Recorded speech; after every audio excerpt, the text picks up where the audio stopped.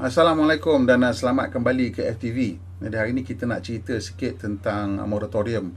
Ada juga 2-3 orang kawan-kawan yang tanya patut ke nak ambil moratorium untuk bayaran kereta ni, pasal dia kata ada kawan-kawan kongsikan tunjuk screen cap daripada bank-bank, kata yang menunjukkan tangguh bayar 3 bulan, sambung bayar balik kena tambah 12 bulan.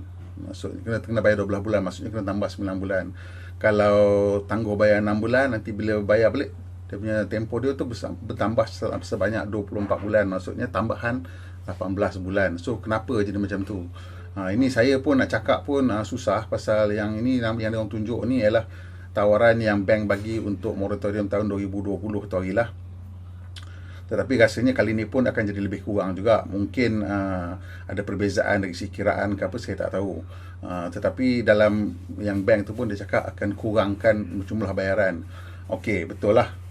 Yang saya nak cakap hari ni ialah bahawa awak sebelum ambil tu, awak tolong kirakan lah betul-betul lah sama ada yang pelepasan yang dia bagi ni menguntungkan ataupun tidak. Dia cerita sebenarnya macam inilah. Secara asasnya kalau awak memerlukan duit tu dan tak ada tempat nak pergi lagi dah, dan ini gaji pun dah tersekat, jadi dapat mengurangkan beban awak, ambil lah.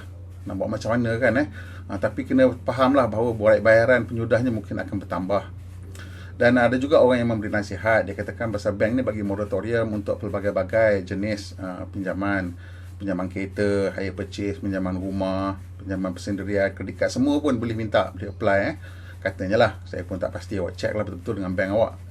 Jadi orang tu kata, dia kata untuk kereta ni kalau boleh jangan ambil lah. Kalau tak ni tak perlu, pasal penyudahnya dia kata memang nampak macam mahal lah. Tapi yang dia cadangkan untuk kredit kad, kalau dah tak boleh nak bayar, hanya boleh bayar minimum, ambil lah dan bayarlah minimum. Kalau boleh bayar habis, bayarlah habis, kasih settle lagi senang. So cadangan dia pula, dia kata kalau awak ambil moratorium untuk rumah, yang ni bagus, pasal dia kata bila congak balik dia perkiraan bayaran pun dia tak apa orang kata, tak banyak sangat kan. Dia punya tambahan dia tu, sebab cara dia kira tu lain lah. Ada yang flat rate, ada yang mungkin monthly rest ke, yearly rest ke, saya pun tak tahu. Kena check lah dengan bank masing-masing apa cara dia kira pinjaman awak yang tertentu tu. Jadi untuk yang rumah ni katanya tambahan bayaran itu tak banyak sangat, dan selalunya beban bayaran rumah ni sangat besar lah setiap bulan. Apa yang selalunya yang paling besar lah. Jadi dia tambah duit dalam poket kita, itu yang paling banyak sekali. Jadi kalau dia ni cadangan ni lah daripada seorang ni, dia kata kalau awak boleh ambil moratorium untuk rumah tu, ambil moratorium untuk rumah tu. Dan kalau tak ada hutang kereta dah, bayarlah kredit kad bagi habis. Ataupun kalau ada hutang kereta, ambil duit tu bayar hutang kereta. Dan selebihnya tu inilah gunalah untuk apa-apa yang keperluan kan. Dan bila dah habis sampai 6 bulan nanti, sambung balik bayar macam biasa. Jadi sekurang-kurangnya yang kereta tu dia punya jumlah bayaran tak meningkat, dan di rumah ni jumlah bayaran yang meningkat tu pun katanya tak banyak mana, dan tak begitu teruk lah. So dia akan ada lah balik macam mana kiraan dia, saya tak pasti, kena pergi bank lah.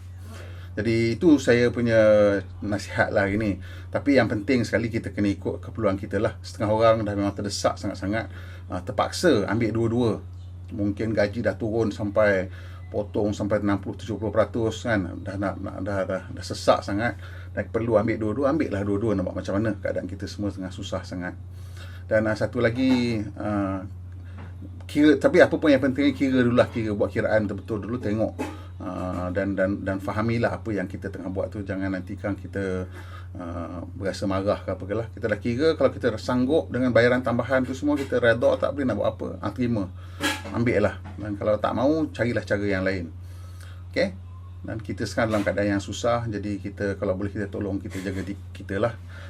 Dan kalau ada kawan-kawan yang mungkin kita nampak macam memerlukan bantuan tu, kita belanja lah. Mana dah tahu kan, kadang kita pergi kedai dengan dia ke, belanja dia sikit apa-apa, ataupun salam ulur sikit ke kan, buat tak tahu je. Kadang kita nak kena tolong macam tu juga kan, sebab dia pun mungkin susah hati lah nak minta kita kan.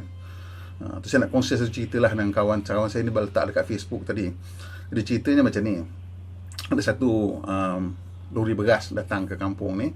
Jadi bila lori beras tu sampai, semua orang beratur lah nak beli beras. Ini bukan kat Malaysia lah, clearly kan Jadi bila orang semua beratur nak beli beras, dalam panjang-panjang beratur tu ada seorang makcik tua ni. Dia makcik tu ni sebenarnya dia tak ada duit, tapi yalah beras kan, nak kena makan kan, so dia pun beratur jugalah.